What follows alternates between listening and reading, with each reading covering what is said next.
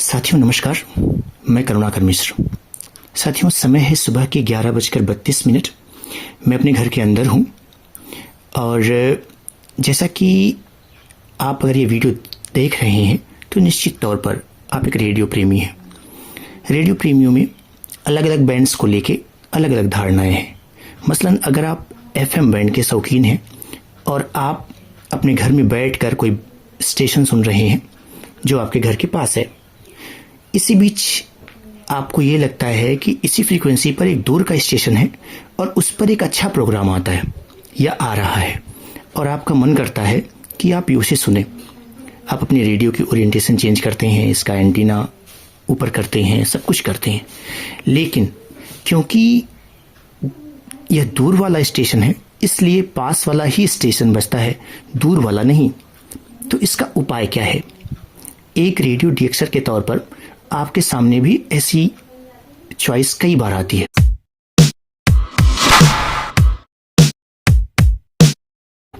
साथियों, इसी समस्या का उपाय है यागी एंटीना। यागी एंटीना की दिशात्मकता उसको अन्य एंटीना से बिल्कुल खास बनाती है। मसलन मैं अपने घर में हूँ, आप इस उदाहरण से समझने की कोशिश करें और मैं ट्यून करता हूँ 91.1 मेगाहर्ट्ज। अब मैं दो शहरों की बात करूं, मेरे घर से गोरखपुर है लगभग 90 किलोमीटर और लखनऊ है लगभग 250 किलोमीटर, और मैं जब ट्यून करता हूं तो 80 किलोमीटर दूर राजस्थान पत्रिका का FM तड़का जो गोरखपुर में है वो बजता है। मैं चाहे इसके एंटीना की दिशा बदलूं या थोड़ी अपनी दशा बदलूं, इसकी स्थिति बदलूं, मैं यही स्टेशन सुन पाता हूं।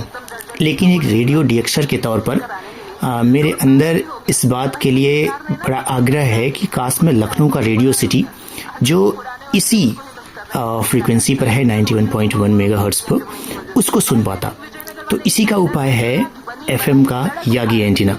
साथियों, मैं FM तड़का सुन रहा हूँ और मेरा मन कर रहा है कि मैं रेडियो सिटी लखनऊ सुन पाता जो कि ठीक इसी फ्रीक्वेंसी पर है। तो मैं सिंपली ये करूँगा कि यागी एंटीना लूँगा और उसकी दिशा करूँगा लखनऊ की तरफ और इसकी फीड में अपने रेडियो को दूंगा।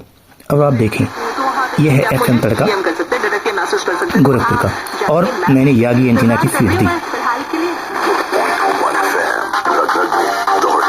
और ये देखें आप अनाउंसमेंट भी देखें, रेडियो सिटी पर ये गाना radio city composed and written by Lucknow. साथियों, वैसे भी सुबह के लगभग 11:30 इससे ज़्यादा वक्त हो गया है, यानी कि मौसम भी बहुत अनुकूल नहीं बचा है। सुबह के समय FM का रिसेप्शन बरक्स अच्छा रहता है दोपहर के, तो इस समय FM की परिस्थितियाँ भी बहुत अच्छी नहीं है। इसके बावजूद आप देख पा रहे होंगे कि यागी एंटीना की मदद से मैं पास वाले स्टेशन को अपने रेडियो से और दूर वाले स्टेशन को जो कि उसी फ्रीक्वेंसी पर है अपने यागी एंटीना की मदद से सुन पा रहा हूँ। तो साथियों, इस तरह अगर आप भी रेडियो के दूर के स्टेशन सुनने के शौकीन हैं तो आप इजली यागी एंटीना बनाएं, अच्छा यागी एंटीना बनाएं और उसकी दिशात्मकता का लाभ उठाएं। मैं यहाँ एक बात और जोड़ना चाहता हूँ कि सामान्यतः हम बाजार में या जो मैन्युफैक्चरर्स हैं, सिंपली लोकल मैन्युफैक्चरर्स जो बना के एंटीना बेचते हैं, उनके साथ मैंने कई बार देखा है कि वो एंटीना में सिर्फ एक रिफ्लेक्टर लगाते हैं।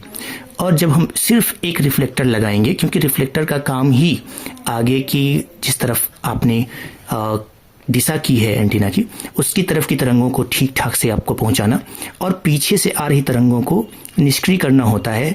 ऐसे में अगर आप रिफ्लेक्टर एक लगाते हैं या अनुचित प्रकार का लगाते हैं, मतलब अनुपयुक्त रिफ्लेक्टर लगाते हैं, तो वह आपको उतनी दिशात्मकता का लाभ नहीं देगा। तो साथियों, इसीलिए आपने देखा होगा मैंने भी अपने यागी एंटीना में 3 रिफ्लेक्टर्स लगाए हैं और सही पोजीशंस पर, यानी रिफ्लेक्टर की संख्या, उनकी लंबाई और पोजीशन बहुत महत्व रखता है। ऐसे अगर आप एक यागी एंटीना बनाते हैं तो आप उसकी दिशात्मकता का लाभ उठाते हुए पास के स्टेशन को अपने रेडियो के माध्यम से और दूर के स्टेशन को अपने यागी एंटीना के माध्यम से आसानी से सुन पाएंगे। साथियों, आपको ये वीडियो कैसा लगा आप कमेंट्स में ज़रूर लिखिएगा। नमस्कार।